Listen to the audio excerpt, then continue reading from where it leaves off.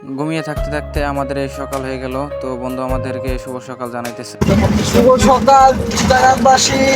তো ভিউয়ার্স, এই প্রথমবার সবাই মিলে দূরে কোথাও ট্যুর দেওয়া হচ্ছে। তো বাসে ওঠার পর থেকে আমাদের কোনো প্রকার কোনো ধরনের সমস্যা হয়নি, তো রিল্যাক্সে যাইতে পারছি।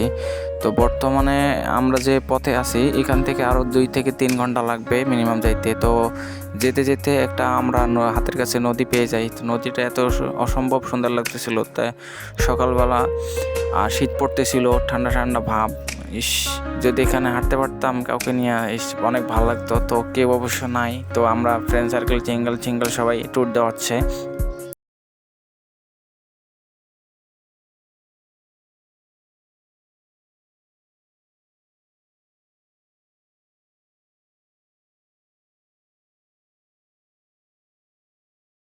নদীটা শেষ করে ফেললাম। তো সম্ভবত এটা মনে হয় বুড়িগঙ্গা নদী ছিল।